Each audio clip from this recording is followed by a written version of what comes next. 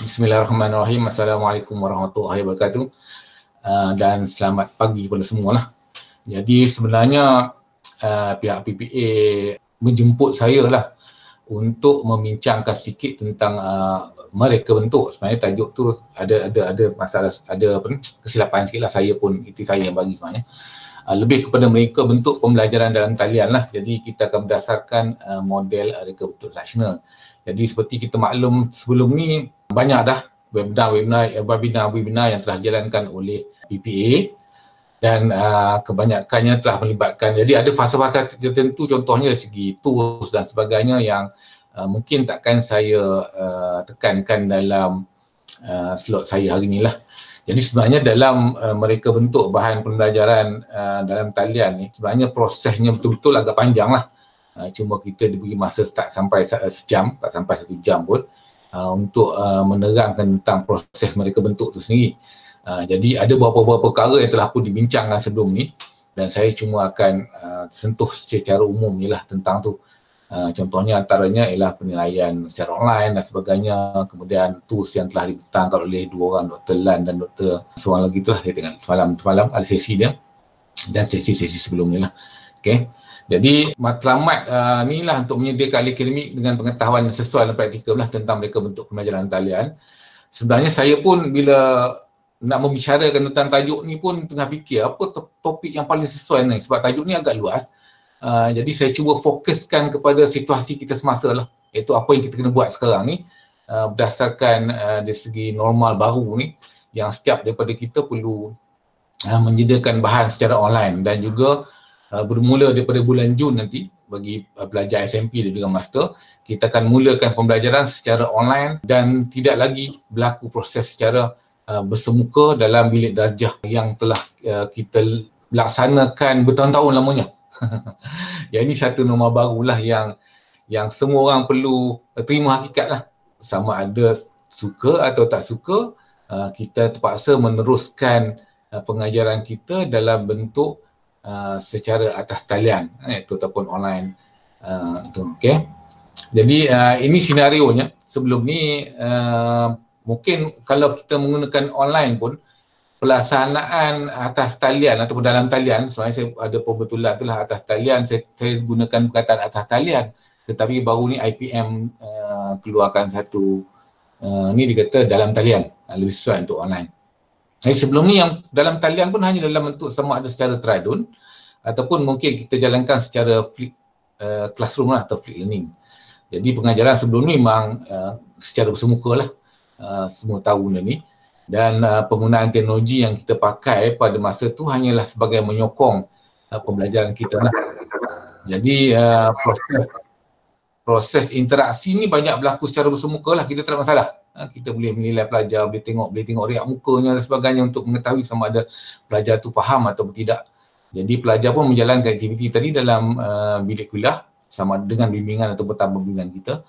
Kemudian perbincangan yang dilaksanakan pun banyakkan dalam suasana yang lebih terkawal dan dalam tempoh ni pembelajaran sebelum ini sumber memang tak terhad.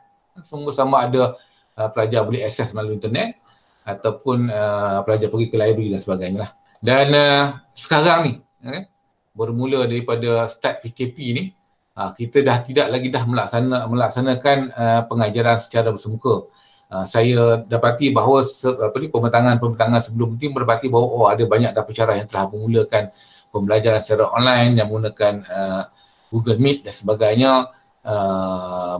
berdiskusi dengan pelajar-pelajar mereka, berbincang dan sebagainya.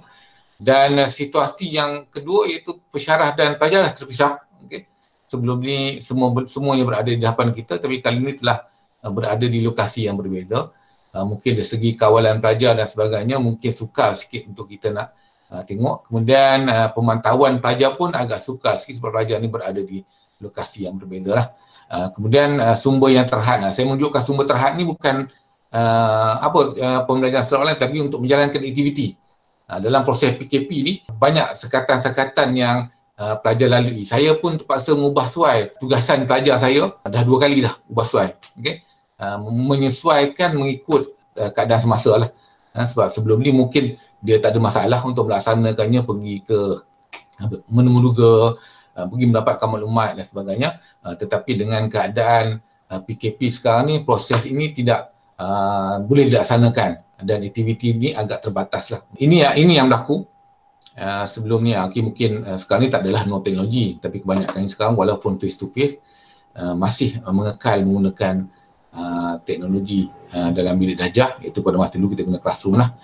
Kemudian beralih kepada blended, yang mana berlaku proses pembelajaran kelas berbalik ataupun bilik darjah berbalik, flip classroom.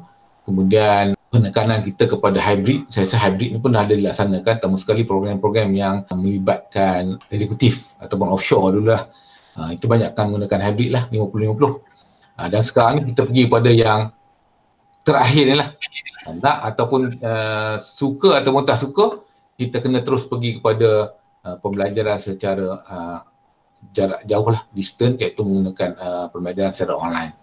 Itu yang senario sekarang lah. Terdapat persamaan lah antara pembelajaran secara atas talian dengan dalam talian ni, dan juga dengan pembelajaran bersemuka. Antaranya memang sebagai seorang pensyarah, kita berkenakkan pelajar memberi dan menerima maklum balas lah semasa proses pembelajaran. Tugasannya antaranya lah, peratus penilaian kita lebih pada tugasan, iaitu nak menguji sama ada pelajar berdapat sesuatu daripada apa yang telah dipelajari.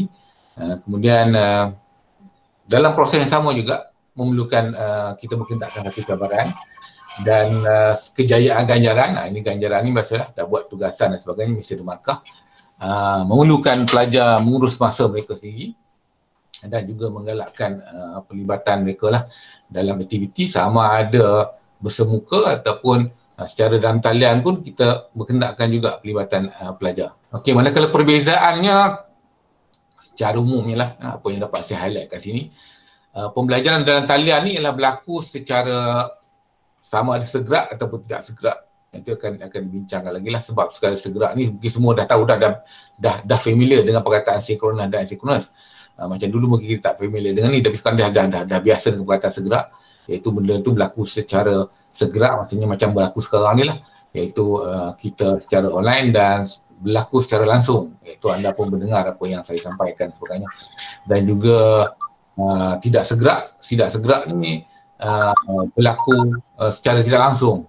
Contohnya kalau kita post video untuk pelajar lihat, ataupun kita menggunakan email, menghantar email ataupun menghantar maklumat dalam MyGuru dan sebagainya. Ini benda tu berlaku tidak segera lah. Maksudnya bukan segera, tapi maksudnya kita menghantar maklumat, mungkin hari ni, mungkin besok, mungkin lusa pelajar akan baca lah dan merespon terhadap itu. Dan pembelajaran dalam talian juga memerlukan pengurusan. Ini perbezaan antara pembelajaran secara dalam talian dan bersemuka lah. Yang mana kalau pembelajaran secara dalam talian ni memang memerlukan pengurusan kendiri dan disiplin yang tinggi pelajar. Kalau pelajar tu tak punya disiplin yang tinggi, pengurusan kendiri tak bagus dan sebagainya, dia kata tinggal.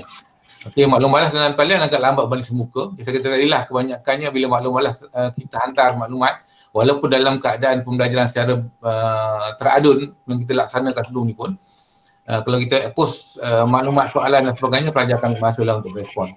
Kemudian rangkaian interaksi sosial berbeza dalam talian berbanding dengan semuka. Kita tak boleh lihat yang muka, kita tak boleh ni, kita tak boleh tahu pelajar kita faham ataupun tidak, kita tak boleh nak tengok. Kalau macam pengajaran dalam bilik kuliah biasa, secara langsung kita tengok muka je, kita tahu ni. Okey. Untuk makluman pembentangan saya ni, saya cuma nampak slide saya je, saya tak nampak kawan-kawan, jadi saya tak tahu apa yang berlaku di belakang. Bila kami tak dengar suara doktor, saya bagi tahu. Okey. Kalau tak bunyi apa-apa tu macam semua orang dengar lah. Ini satu lagi masalah perbezaan antara pembelajaran talian ataupun sebagainya lah. Saya pun belajar secara dalam talian ni juga. Jadi kita tahu situasinya sama, jadi kadang-kadang pensyarahnya bercakap dan sebagainya, mungkin pelajar tak berada di mana tempat, dia on komputer dan sebagainya. Ini kita berlaku lah. Ini yang berlaku. Kemudian beban dari segi penyediaan bahan. Okay, kadang-kadang orang katakan sama tak beban menyediakan bahan untuk kaedah bersemuka dengan kaedah yang pembelajaran secara dalam talian. Tapi sebenarnya kalau setengah orang kata sama, tapi bagi saya bebannya lebih lah apabila kita melaksanakan pembelajaran secara dalam talian. Sebab dalam talian ni memerlukan persediaan yang lebih rapi lah. Sebab memandangkan kita tidak bersemuka dengan pelajar. Jadi kita memerlukan buat satu persediaan yang rapi, yang lengkap dan sebagainya untuk memastikan bahawa bahan yang kita uploadkan tu benar-benar difahami oleh pelajar ataupun tidak ada tertinggalnya maklumat-maklumat yang sepatutnya. Sebab dalam proses pembelajaran secara talian ni pelajar dia macam kita jugalah bila duduk di rumah ni belum ada hal kota dia kurang aktif. Dia tak aktif sebagaimana dia berada di dalam bilik belajar. Kalau bilik kuliah biasa mungkin angkat tangan dan sebagainya bertanya soalan. Kemudian satu lagi yang perbezaan yang saya ketara tentang pembelajaran secara talian ni ialah yang dimaksudkan dengan beban pensyarah atau akan jadi lebih tinggi iaitu dia personal. Maksudnya kita banyak maklumat, persoalan dan sebagainya banyak berlaku secara individu. Maksudnya kalau kata contohnya lah, kalau dalam bilik kuliah kita boleh menjawab satu soalan dan majoriti pelajar akan dengar jawapannya. Berbanding dengan dalam talian, kadang-kadang walaupun sebab setiap persoalan tu berbeza, ada persoalan yang sama dan ada persoalan ni, jadi apa yang berlaku ialah pelajar tadi kemungkinan besar dia akan personal WhatsApp dan sebagainya. Kadang-kadang soalan tu adalah soalan sama juga. Itu yang saya maksudkan dengan kerja lebih lah dalam kes ni. Tapi itulah kebanyakan orang dulu ada orang kata okay, kita buat online saja. Kita buat online saja tak apa, kita boleh buat mass lecture 100 orang, 200 orang dan sebagainya. Tapi sebenarnya tidak. Pembelajaran secara online ni kita lebih personalize, maksudnya kita lebih kita lebih memberi fokus secara individual berbanding dengan secara keseluruhan berbandingkan dengan face to face biasalah. Dan sepatutnya lah pembelajaran secara saya catat ini cadangan saya lah berdasarkan apa yang saya lihat, iaitu pembelajaran secara online ni jumlah pelajar dia tak boleh ramai. Itu je. Kalau yang paling bagus ni 15 ke 20 orang lah. Tapi mungkin kalau 20 ke 30 orang tu kita boleh terima untuk pelajaran secara atas talian ni. Sebab saya kata tadi lah, kita terpaksa entertain individu dalam kes tertentu lah. Sebab kadang-kadang ada setiap seorang ni pelajar tanya benda lain dan pelajar tanya benda lain. Okay. Kemudian dalam pembelajaran secara talian ni permulaan yang sama bagi setiap pelajar dan setara. Okay. Ini dia kata pasal setara lah, maksudnya kalau kita mengajar kumpulan pelajar yang telah kita mengajar sebelum ni atau semester sebelum ni semasa bersebuka, insyaAllah lah kita tahu lebih kurang latar belakang setiap pelajar. Tetapi sekiranya pelajar baru, contohnya kita ada intake baru nanti bulan September dan pelajar ni dimaklumkan kemungkinan besar kita terus mengajar dalam keadaan online lah. Jadi dalam kes ni kita akan menganggap bahawa pelajar ni setara je semua. Sebab tak nampak pun dia punya ni, tak nampak pun dia property dalam kelas dan sebagainya. Kadang-kadang setengah pelajar tu mungkin dia aktif dalam kelas biasa, tetapi mungkin dia tak aktif dalam secara atas talian lah. Dan ada juga pelajar yang sebaliknya. Okay? Itu tentang perbezaan-perbezaan yang ada. Kemudian ini perlu dipikirkan lah. Okay? Perlu dipikirkan pembelajaran secara dalam talian tidak sama dengan pendekatan teradun. Okay? Yang teradun ni hanya menyokong saja pembelajaran yang bersemuka. Dan tidak semua pelajar ni sebenarnya mesti untuk pelajaran dalam talian ni. Itu satu yang menarik lah. Okay?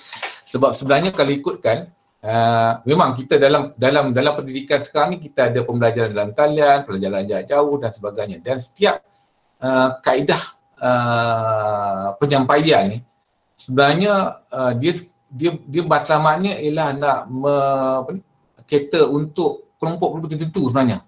Macam contohnya, kenapa kita buat pendidikan jarak jauh? Pendidikan jarak jauh ni yang fokus kepada orang bekerja.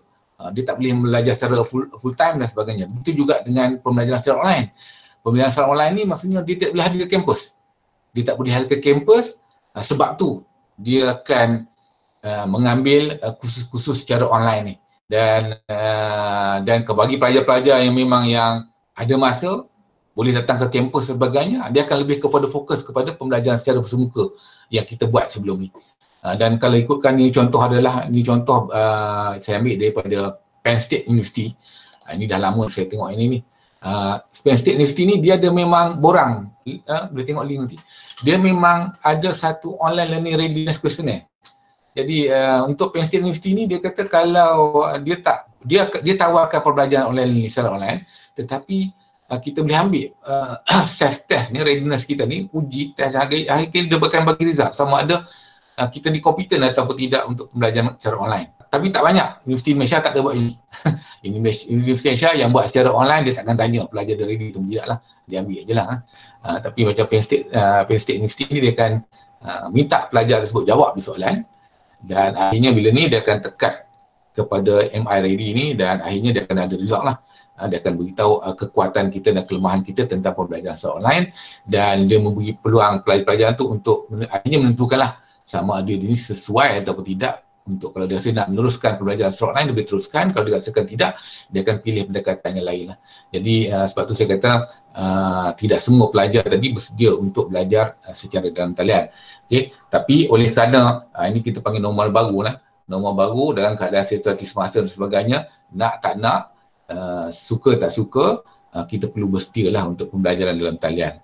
Dan tidak semua aktiviti pembelajaran sesuai untuk pembelajaran talian. Ini kita boleh lihat nantilah dalam semasa kita bincangkan tentang reka bentuk pengajaran dalam mereka bentuk pengajaran dalam talian tadi. Okey, dalam proses mereka bentuk ni sebenarnya saya rasa bagi orang pendidikan kebanyakannya mungkin dah biasalah tentang model-model reka bentuk instruction dan juga yang melibatkan bidang-bidang instruction design, multimedia design dan sebagainya, mungkin menggunakan model-model inilah untuk mereka bentuk. Jadi saya cuma fokus satu model saja, kemudian kita akan pergi perinci lebih kurang macam mana kita nak relatekan ni dengan pembelajaran sejarah dalam talian tu lah. Okey, apa reka bentuk instruction secara umum lah?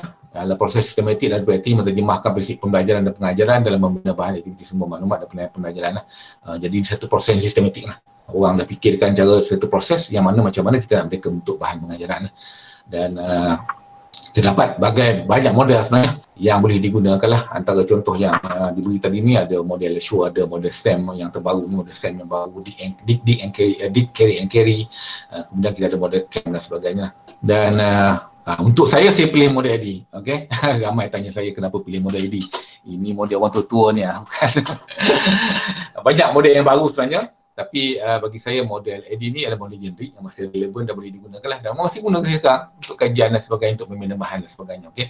Jadi kita menggunakan ni dan saya macam saya kata lah, saya takkan sentuh semua model tentang model reka bentuk ni sebab yang lain dia kasufih lah sebab macam segi penilaian apa semua telah dibentangkan oleh Prof. Siti Esah dan sebagainya lah. Jadi pemilihan bahan dan sebagainya telah pun dibentangkan oleh yang lain-lain lah. Okay. Jadi demokrasi proses model ini melalui dia ada 5 fasa. Proses analisis dia, reka bentuk, bina, pelaksanaan dan juga penilaian lah. Ramai juga orang kata kenapa model AD, sebab model ini adalah model yang linear. Linear dululah tahun 30-an mula awal diwujudkan dan linear. Kemudian sekarang ni berkembang, lepas tu Robert Branch dan juga Gasperson dia dah come out dengan satu model yang lebih non-linear lah. Maksudnya proses penilaian ni akan berlaku di setiap proses yang ada. Okay? Saya gunakan model D memang. Nanti ramai tanya saya kenapa guna model D, banyak lagi model ni, dia ada model idol dan sebagainya. Itu semua model yang baru tentang e-learning lah. Tapi saya gunakan ni sebab proses model D ni proses yang mudah. Ada setengah model tu kita nampak agak complicated dan lebih structure. Ni dah mudah untuk difahami dan juga mudah untuk diimplementasikan lah. Okay. Dalam proses model ini, dalam model reka bentuk ni kita banyak akan cuba proses untuk merancang satu proses yang lebih sistematik tentang proses pengajaran dan pembelajaran. Dalam kes ni kita akan fokus kepada secara asas talian lah. Kita ada dua perkara yang perlu kita fikir sekarang ni. Itu pertama, sama ada kita mewujudkan satu kursus baru yang memerlukan kita melaksanakan proses itu daripada mula sampai habis. Dan perkara yang kedua ialah sama ada kita melakukan transisi, peralihan antara model antara pembelajaran tradisional kepada pembelajaran asas talian. Dan kebanyakan kita hari ini, kita telah bersedia, contohnya taklimat daripada PPA dan sebagainya, memaklumkan bahawa kita kena bersedia untuk melaksanakan kursus yang telah kita laksanakan secara bersemuka sebelum ni dalam bentuk atas talian. Jadi sekarang ni kita banyak proses transisi lah berbanding dengan proses jenis kursus baru lah, program baru dan sebagainya. Okay.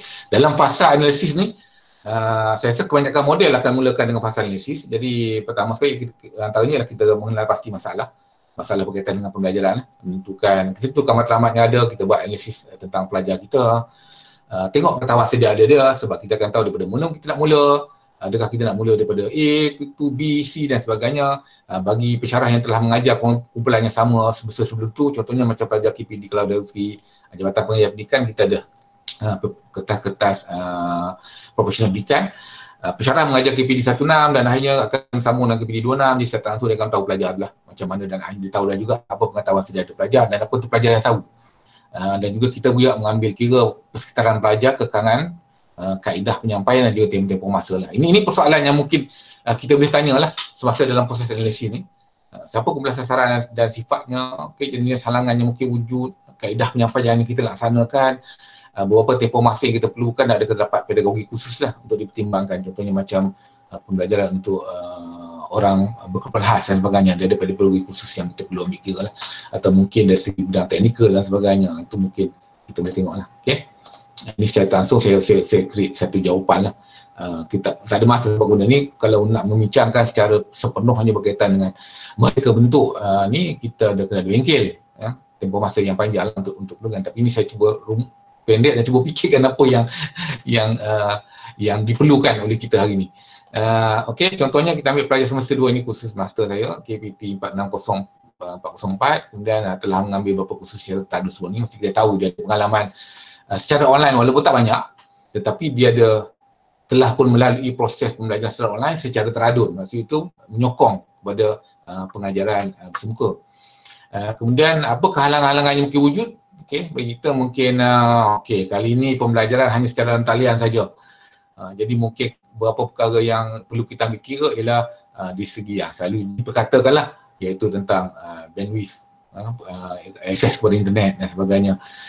Kemudian tentang macam kesediaan belajar tadi, adakah pelajar bersedia untuk belajar secara ni, dan sebenarnya bila belajar secara berseorangan ni sebenarnya dia punya impak berbeza berbanding dengan kita belajar secara berkumpulan dan sebagainya. Okey, kemudian apakah pilihan kaedah-kaedah yang ada yang kita cadangkanlah untuk kursus ni. Jadi kita nampak okey, mungkin pelajar kita dalam bentuk ni, tapi dalam kes ni kita tak ada pilihan, kita kena buat juga secara atas talian. Kalau sebelum ni dalam kalau kita merancang reka bentuk pembelajaran bersemuka, kita boleh rancang pelbagai, tak ada platform banyak. Jadi kali ni kita hanya fokus kepada dalam talian. Kuliah, ini kuliah secara online lah. PBL, pembentangan, ini mungkin yang perancangan yang kita buat lah berdasarkan kursus kita tu. Kemudian perbincangan yang kita nak buat, kemudian berapa tempoh yang perlu masa diperlukan, jadi antaranya lah, contohnya 14 minggu lah untuk satu kursus. Jadi ini lebih kurang yang akan kita perolehi lah. Data-data ni macam yang telah kita buat, pihak PPA memohon setiap fakulti dan pensyarah lakukan ialah dapatkan feedback daripada pelajar tentang akses internet, sama ada mereka boleh akses internet ataupun tidak dari rumah. Sekiranya mereka ada masalah akses internet, perlu disenaraikan, dan pihak universiti juga mencadangkan beberapa alternatif lah, antaranya ialah menghantar CD dan sebagainya lah. Saya pun tertarik dengan apa yang kawan-kawan kita bentang semalam berkaitan dengan upload YouTube, video dan sebagainya, merangkam macam mana nak develop video, nak upload dan sebagainya, dan ada persoalan tanya kalau bandwidth rendah dan sebagainya macam mana, dan jawapannya iaitu YouTube tu boleh kita pilihlah sama ada kita nak HD ataupun kita nak lebih rendah punya ni, supaya boleh diakses oleh pelajar tadi lah. Okay. Secara umum lah jawapan yang kita akan perolehi semasa kita buat analisis tentang tu. Okey, dan adakah terdapat pedagogi khusus untuk dipertimbangkan? Okey, dalam kes saya tak adalah pedagogi khusus untuk kursus ini. Okey, seterusnya ialah pasal yang penting. Setelah kita dah tahu, dah kenal pasti apa kelemahan pelajar, apa yang kita nak capai dalam proses dan matlamat kita, kita akan pergi kepada reka bentuk. Sebenarnya dalam proses reka bentuk ni penting untuk kita pertama menentukan hasil pembelajaran kita, dan juga apa sahaja perancangan kita yang akan menyokong hasil pembelajaran tadi. Okey, termasuk dari segi penyediaan bahan pengajaran, pemilihan kaedah yang sesuai dan sebagainya, kita tengok balik, dan juga apa yang kita nak gunakan dalam ni. Okey, jadi persoalan yang perlu kita jawab di sini antaranya adalah kita tentukan apa hasil pembelajaran khusus kita, bagaimana kaedah penyampaian untuk mencapai hasil pembelajaran tersebut, dan adakah terdapat bahan sokongan yang lain yang boleh kita membantu, dan juga apakah tajuk topik yang bagi setiap elok yang adalah. Jadi dalam kes ni kita mula merancang. Dalam proses reka bentuk ni kita akan design apa yang akan berlaku. Tapi belum lagi kita melaksanakan, belum lagi kita buat, tapi kita cuma mereka bentuk dulu. Jadi mungkin jawapan-jawapan yang kita dapat dalam kes ni ialah, ini contoh-contoh yang saya ambil daripada kursus yang ada sebelum ni, iaitu menjelaskan tentang kepentingan dan keperluan pembelajaran berasaskan elektronik dan web. Ini mungkin berdasarkan apa yang kita dah ada dalam performa kita, iaitu yang telah kita gunakan sebelum ini. Kemudian mengaplikasikan konsep, prinsip dan amalan dalam pembangunan bahan pembelajaran berasaskan elektronik dan web. Yang ketiga, membangunkan bahan pembelajaran berasaskan elektronik dan web. Ini maksud dalam proses hasil pembelajaran ni, dia pertama menjelaskan, okey. Ini agak dari segi taksonomi rendah lah, menjelaskan, mengaplikasi lebih tinggi dan juga membangunkan. Okey. Kemudian kita tengok, menjelaskan, mengaplikasi dan juga membangunkan ni boleh tak kita laksanakan dalam secara dalam talian. Walaupun saya dah tengok dah, secara umum lah saya tengok taksonomi dan sebagainya, kebanyakannya tu boleh dicapai lah, tapi kita perlu memikirkanlah macam mana benda tu kita nak capai dan apakah alat yang kita boleh gunakan untuk membantu kita untuk mencapai hasil pembelajaran tu lah. Okay. Kemudian bagaimana kaedah penyampaian, macam dalam kes ni, okay, platform kita ialah MyGuru. Kita punya sistem learning management system, sistem pengurusan pembelajaran kita ialah MyGuru. Kita tak boleh lari daripada MyGuru sebab kalau kita kena menggunakannya untuk dapatkan rating untuk blended dan sebagainya. Kemudian di samping itu kita boleh menggunakan platform-platform lain lah, macam yang semalam ada webinar tentang Google Meet dan sebagainya, dan kita sebelum ni kita banyak menggunakan Zoom, ada yang pakai Skype dan sebagainya lah. Itu antara platform-platform yang ada dan kita kena fikirkan macam mana ada benda-benda tu boleh rekodkan dalam tu tidak. Okay. Kemudian kuliah, okey, video pengajaran. Semalam pun ada webinar tentang pengajaran video. Mungkin video pengajaran ni ialah untuk menjelaskan, okey, macam contohnya hasil pembelajaran satu untuk menjelaskan kepentingan ni, mungkin gunakan video pengajaran. Kemudian perbincangan dan PBL dalam kes ni dia ada project based learning, iaitu dia akan mengaplikasi dan membangunkan bahan pembelajaran. Mungkin dalam ni kita memerlukan Google Meet. Sebenarnya penerangan berdasarkan semalam Google Meet ni bukan hanya untuk kita sebagai pensyarah untuk mengajar saja, tapi sebenarnya kita boleh minta pelajar untuk gunakan Google Meet ni untuk perbincangan mereka. Contohnya kalau kita adakan penilaian berkaitan dengan perbincangan dan sebagainya lah, ataupun kita nak pelajar tu berbincang dan merumuskan perkara-perkara yang perlu melibatkan penilaian dalam bentuk itu, mungkin kita boleh minta pelajar menggunakan Google Meet untuk berbincang dan sebagainya, dan dia save video tu, dia record video tu dan boleh share dalam ni menggunakan platform sistem pengurusan pelajaran MyGuru kita lah. MyGuru kita kenal juga, MyGuru kenal juga sebab MyGuru tu ialah platform pembelajaran utama kita, yang utama. Yang lain-lain tu adalah menyokong apa-apa yang tak ada dalam MyGuru. Kemudian okey, persembahan, kalau macam kes saya tadi, bila pelajar dah membangunkan, dia akan membentangkan hasil pembelajaran dia. Jadi untuk mengaplikasi dan membangunkan tu, dia boleh ada persembahan. Okey, kita boleh tengoklah dalam kes pelajar ni, sekiranya kita boleh gunakan Google Meet untuk melihat persembahan mereka, okey, boleh, tak ada masalah. Tapi sekiranya pelajar tersebut ada masalah akses internet dan sebagainya, mungkin dia kena rakam dulu pembentangan mereka dan lepas tu upload kemudian, dan juga akan share link kepada kita lah. Sebab kadang-kadang ni pelajar dia perlukan ke tempat tertentu dan sebagainya, atau ke CC kalau masih buka sekarang ni, untuk memuat naik lah video tadi, video persembahan. Jadi itu alternatif yang kita boleh bagilah kepada pelajar dalam kursus yang saya bincang tadi ni. Okay. Kemudian adakah terdapat bahan sokongan yang lain? Okay, mungkin dalam kes ni kita tengok ada bahan sokongan yang lain, macam kes kursus saya ni mungkin adalah e-book dan sebagainya, bahan kursus dan lain-lain lah yang boleh membantu pelajar untuk mengikuti kursus ni. Dan juga adakah topik, tajuk. Ini biasanya kita akan, sekiranya ada tajuk tertentu, mapping kepada LO dan sebagainya, ataupun LO mapping kepada tajuk tertentu, kita akan tengoklah kesesuaian dari segi tu. Okey, ini contoh, bukan contoh lah, ini sedikit draft panduan lah untuk kita gunakan. Sekiranya macam kes kita sekarang ni, kita transisi. Kita bukan wujudkan kursus baru, ataupun kita wujudkan program baru, tapi kita lebih pada transisi. Jadi bila transisi ni kita kena mengambil kira lah, adakah perlu kepada perubahan hasil pembelajaran. Saya malam kau lebih tak saya pun tak ingat. Tak ada masalah untuk mengubah hasil pembelajaran, cuma kita punya tajuk kursus, kod kursus, kita punya sinopsis kursus kita tak boleh ubah, tapi berapa persen daripada tu kita boleh ubah berdasarkan ni menggunakan, okey, mungkin tengok performa kita tu, semak balik, adakah kita perlu membuat perubahan terhadap hasil pembelajaran tu yang sesuai dengan tu. Tapi macam saya kata tadi lah, saya dah tengok dah lebih kurang apa yang ada dalam taksonomi belum yang kita gunakan dalam ni, kebanyakannya boleh dicapai lah. Boleh kita buat, boleh kita gunakan pembelajaran dalam talian untuk mencapai hasil pembelajaran tu. Dan adakah perlu kepada perubahan kaedah penyampaian? Okey, ini dah tentulah. Ini memang akan berlaku perubahan dalam kaedah penyampaian. Cuma mungkin kalau kita kata perbincangan, kuliah tu kita jadikan kuliah dalam bentuk video lah. berbeza dengan sebelumnya. Ataupun dikatakan perbincangan, mungkin perbincangan menggunakan Google Meet dan sebagainya, Zoom dan sebagainya. Okey, itu akan berlaku dalam bentuk tu lah.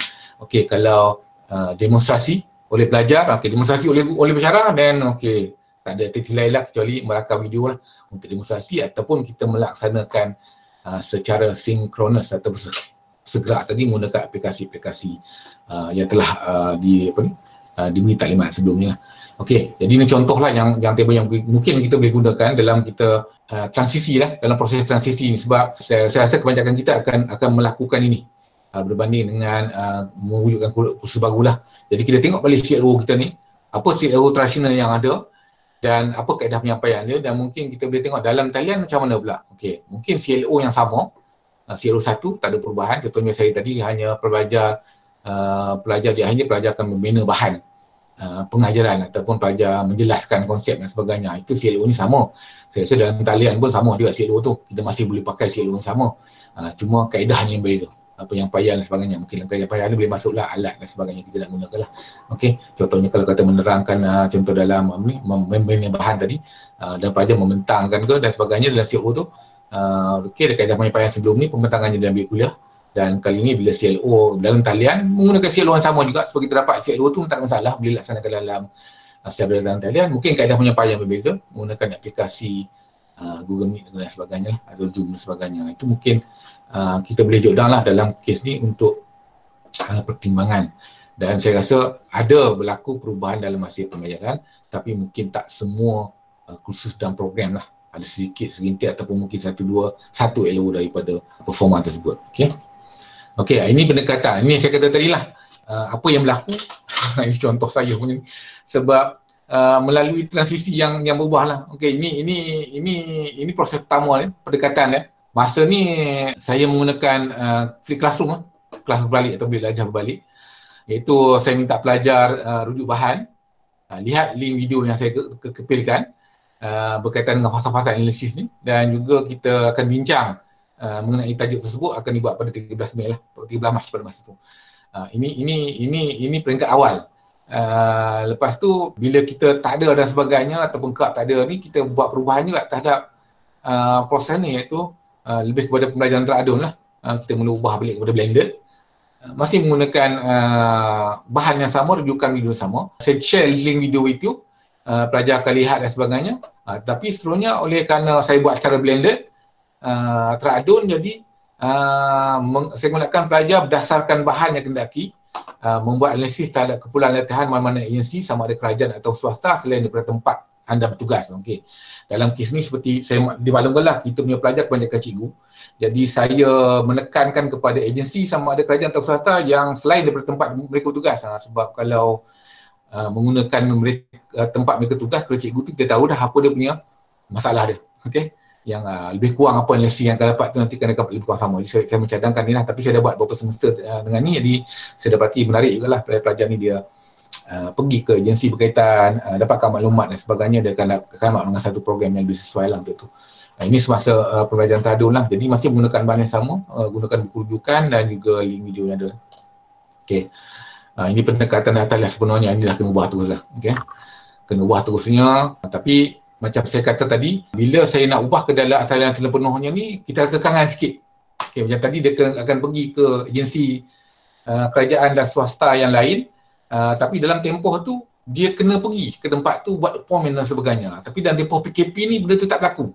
Bila tak berlaku tu, berlaku satu lagi perubahsuaian yang terpaksa saya laksanakan dalam topik dan tajuk yang sama juga. Sebab ini walaupun ini ada satu topik daripada ni, tapi saya rasa dia melibatkan proses. Okay? Dan akhirnya pelajar akan come out dengan satu projek nanti, PBL. Kemudian cuma berbezanya sekarang ni dah bila PKP pelajar sukar nak akses kepada agensi luar dan sebagainya, maka saya ubahlah kepada berdasarkan bahan di atas, anda dikenaki membuat analisis terhadap keperluan latihan di tempat anda bertugas. Akhirnya terpaksa saya surrender juga dan memudahkan sikit, bukan memudahkan, prosesnya sama. Pendekatan sama, proses sama, semuanya sama, bebannya sama, cuma bezanya sebelum ni dia terpaksa pergi ke agensi luar ataupun terpaksa buat appointment dan sebagainya. Kali ini dia lebih fokus kepada tempat dia bertugas. Maksudnya dia pun tahu siapa nak dihubungi, dia mungkin boleh jumpa pengetua berusaha untuk dia dapatkan maklumat dan sebagainya lah. yang lebih mudah untuk diakses maklumat tersebut. Dan ini 3 fasa yang dah berlaku dalam tugasan saya dalam tempoh PKP lah untuk semester ni.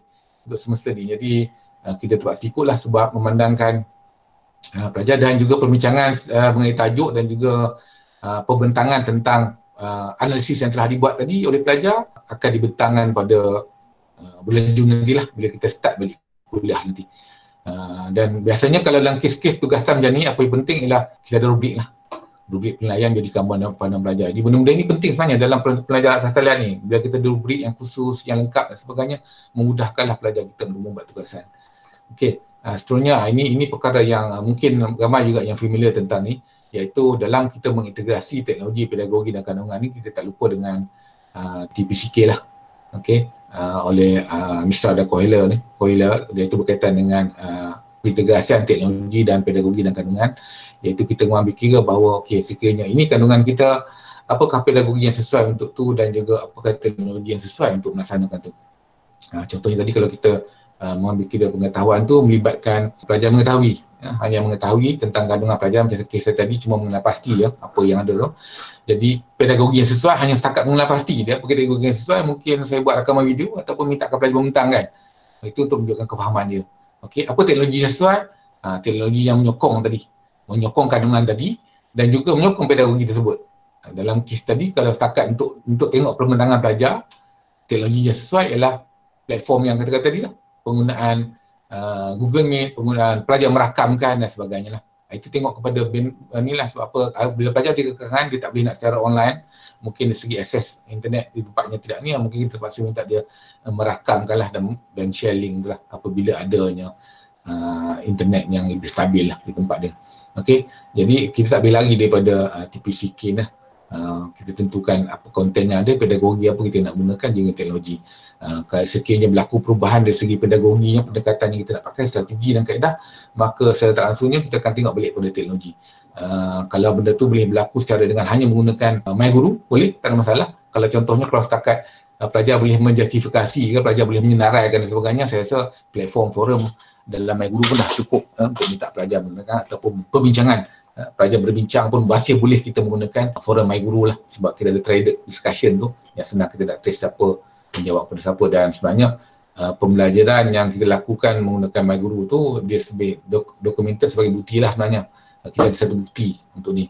Dan sekiranya kita pakai platform yang lain pun, kita gunakan platform law outsource dan sebagainya pun, pastikan benda tu boleh direkod dan sebagainya lah sebagai bukti bahawa proses pembelajaran tu berlaku. Ini jadi TPCK ni saya rasa ramai yang agak familiar lah tentang TPCK dan juga ni. Kemudian ini perkara yang saya rasa perlu beri perhatian lah. Antaranya ini banyak yang kita katakan, iaitu kalau kita membuat kandungan atau mesti pembelajaran secara atas talian, kalau video dan sebagainya, kita cuba pecahkirkan kandungan tu. Kalau kata sebelum ni kita boleh bagi lecture 2 jam dan sebagainya ataupun sejam dan sebagainya, tapi dalam kes ni kita kecil-kecilkan dan PPA pun telah mengada wujudkan satu garis panduan, iaitu 7 minit, 6 minit video bersamaan dengan 1 jam interaksi. Jadi kita boleh memecah kecilkan tajuk ni sebab sebenarnya dalam kes macam saya kata tadi lah, dalam keadaan atas talian ni pelajar tu secara individu bersorongan dan sebagainya belajar. Jadi kalau video yang agak panjang dan sebagainya mungkin membosankan nanti, dan kita cuba fikirkan bukan setakat video saja, tapi kandungan pelajaran tu pun kita rancang memecah kecilkan ataupun kita kita kecil-kecilkan dia. Okey, perkara ini selalu saya sentuh pelajar ni, iaitu make sure pastikan setiap rakaman kita boleh setiap online kita sama ada berlaku secara segera atau tidak, kita rakam dan juga kita memberi pulang untuk pelajar-pelajar yang terdapat hadir kelas secara online. Mungkin sebab tentu, sebab kita katakan tadi, bila secara online ni dia ada banyak-banyak faktor lain yang kita tak boleh kawal. Kalau sebelum ni kita boleh kawal, kita boleh baru hadir sebab terlambat, sebab tidur sebagainya, hubungan awal sebagainya. Tapi yang lain-lain ni banyak perkara yang kita tak boleh kawal. Okey, dalam tugasan juga mungkin kita boleh pertimbangkan dengan memberi tempoh masa yang sesuai, mengambil kira masa yang diperlukan untuk menyiapkan tugasan dan tarikh pengantaran yang agak linear lah dalam kes ni. Memberi tugasan yang sesuai dengan pelajar yang belajar dalam talian dan sumber terhad yang tadi lah. Contoh saya bagi tadi lah, tugasan saya tu sebelum ni kita minta dia keluar cari bahan di agensi-agensi biasa, tetapi akhirnya bila PKP tak boleh buat dan kita terpaksa tukarlah kepada yang dia boleh akses. Okey, kemudian sumber pembelajaran yang jelas dan konsisten. Kalau sebelum ni kita masuk kuliah kita terangkan ni, dan kali kita kena ada satu jadual yang lebih khusus. Ini contoh saya bagi, tapi ini yang saya buat bersemuka ni. Kita perincikan kita perincikan setiap minggu apa aktiviti dan sebagainya, tindakan. Kalau contohnya ada laman web, website dan sebagainya, link buku, rujukan, muka surat dan sebagainya, semua kita masukkan ni. Jadi dia akan lebih berstruktur lah, dan juga memudahkan pelajar kita untuk belajar. Jadi dari satu panduan yang ni. Walaupun kita kata pembelajaran, tapi memanglah orang mengambil pembelajaran secara ni sebab dia nak anytime, anywhere learning ni. Tapi dalam kes kita ni, kita terpaksa memaksa pelajar tu untuk anytime, anywhere learning. Sebab dalam kes ni mereka memang tak bersedia untuk tu, dan kita kena banyak bagi lebih berstruktur sikit lah kita punya perancangan tu supaya dia nampak lah apa kita akan berlaku minggu ni, apa bincang sebagainya, apa platform kita nak pakai, dan lebih bersedia tentang tu lah.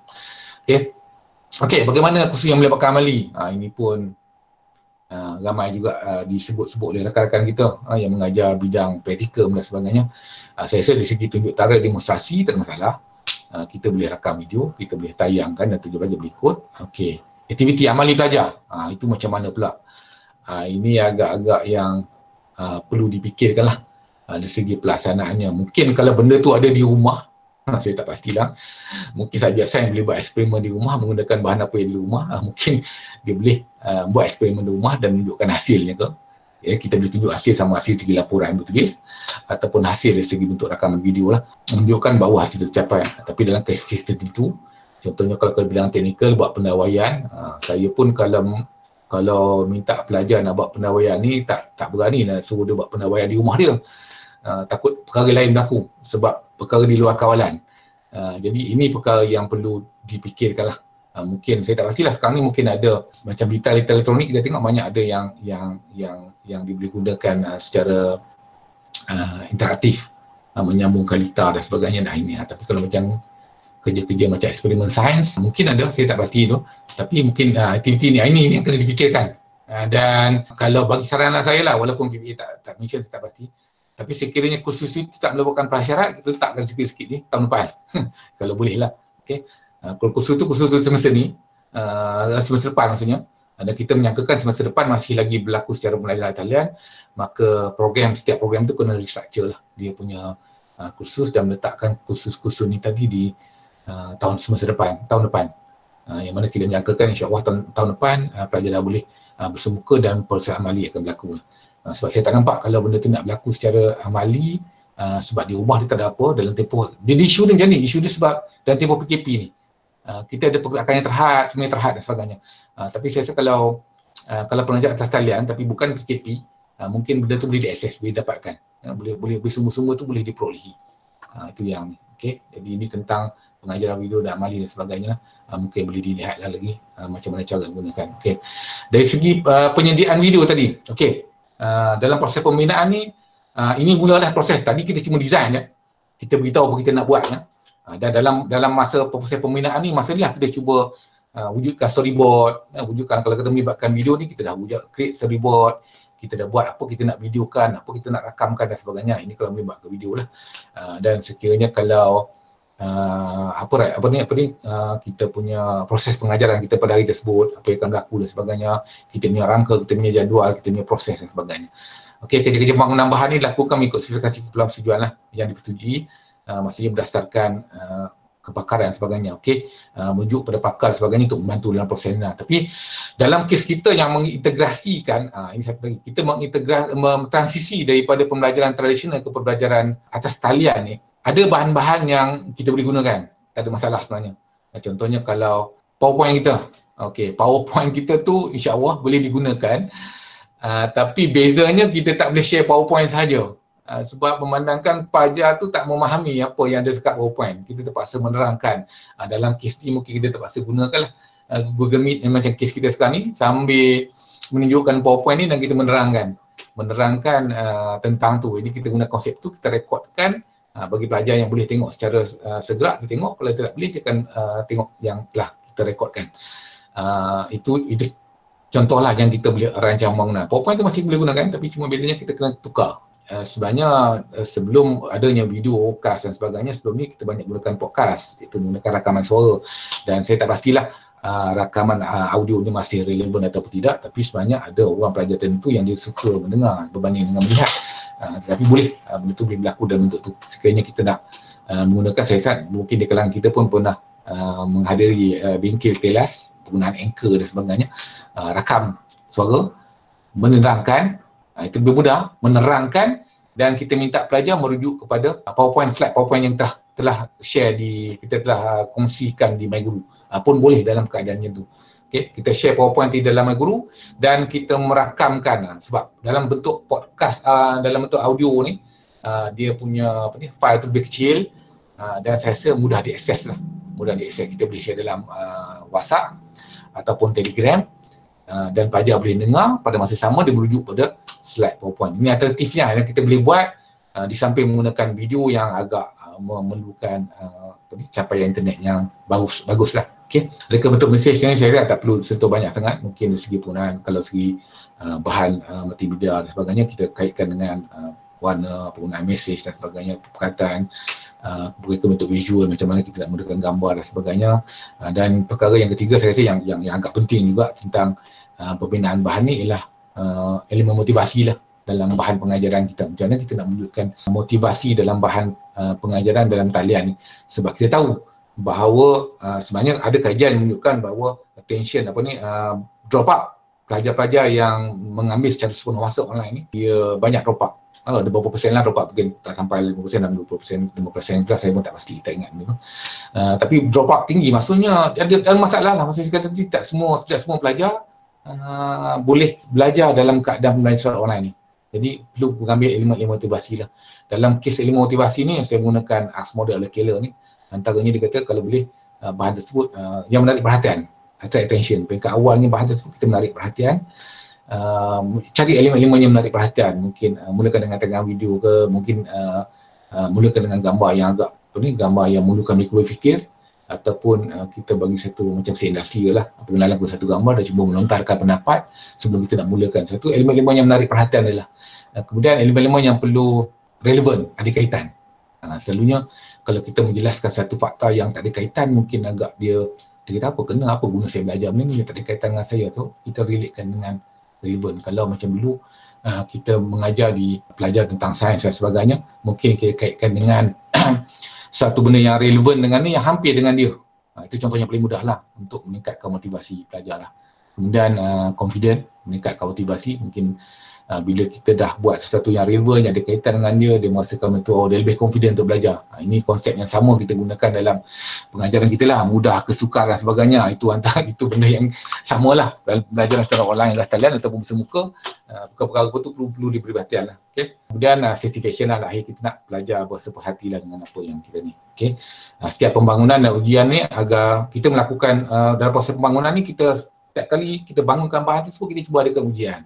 Tapi kalau kita membina bahan dalam bentuk multimedia dan sebagainya, kita akan test dulu. Tengok penilaian pakar, penilaian kumpulan kecil iaitu pelajar dalam kelompok yang sama tu, kita uji dia untuk mengetahui bahawa bahan tersebut sesuai lah untuk pelajar. Tapi saya kata tadi lah, kalau nak buat proses development ni dia panjang ceritanya, tapi cuma saya ni nak fokus pada proses transisi kita ni, ya, daripada pelajaran tradisional kepada yang berkesan. Okay. Pelajaran tradisional kepada pelajaran atas talian. Okey, seterusnya pelaksanaan. Kita dah plan tadi, dah berancang, dah buat bahan, dah bina, dah semua sebagainya. Kita dah bina jadual pembelajaran kita dah bina semua bahan-bahan yang kita nak gunakan. Akhirnya kita melaksanakan satu tindakan lah. Kita dah start mula-mula ngajar. Yang mana kita akan uji bahan kita tu menggunakan pengguna sebenar. Kita akan tengok keberkesanan, kita akan menilai dia. Kita akan cadang menambahkan lah. Kadang-kadang dalam pengajaran ni, contohnya pertama kali kita menggunakan sepenuh atas talian. Jadi selepas daripada ni, semester ni mau kita tahu, ini ada kekangan dia, ini kelemahan dia, dan ini perlu penambahbaikan. So kita dah nampak dah apa yang perlu kita lakukan pada semester hadapan. Okay.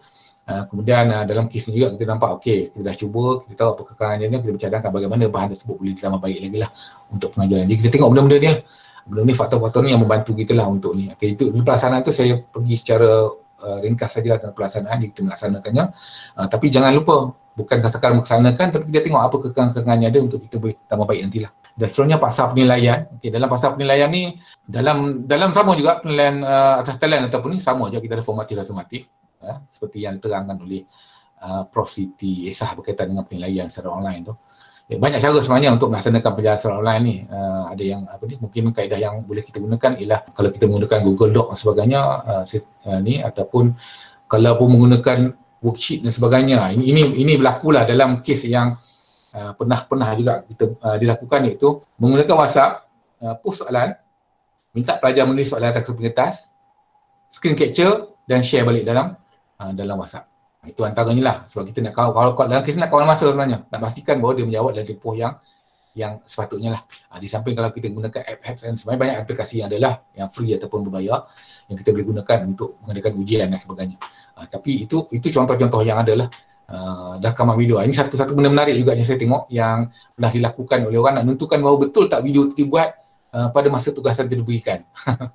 Iaitu dia minta pelajar merakamkan video. Jadi pada masa yang sama, sebelum rakaman video tu buat, dia akan bagi satu keyword tu, contohnya dia kata keywordnya ialah anak beruang, contohnya itu keyword. Jadi apa yang berlaku semasa dalam rakaman video tu, di akhirnya tu pelajar tu dia kena memegang stick note tu yang ditulis tu anak beruang.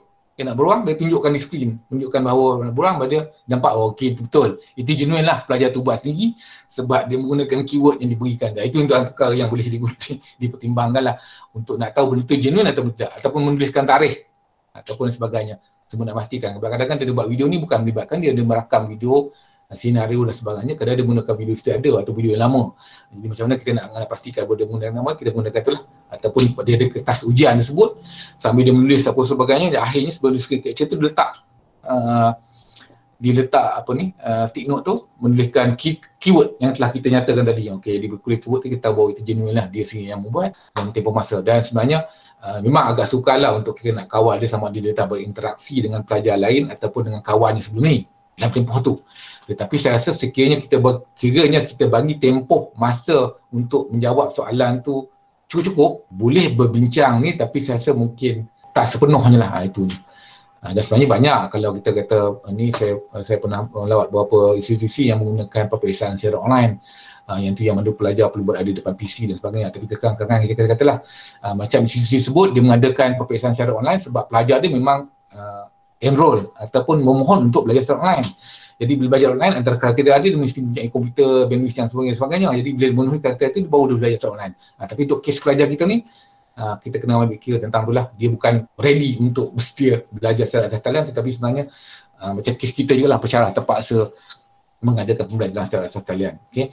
Di samping itu juga dalam proses penilaian, ini yang akhirlah tentang AD model ni. Dalam proses AD ni, kita bukan hanya mengambil kira peperiksaan untuk impak terhadap proses pembelajaran saja.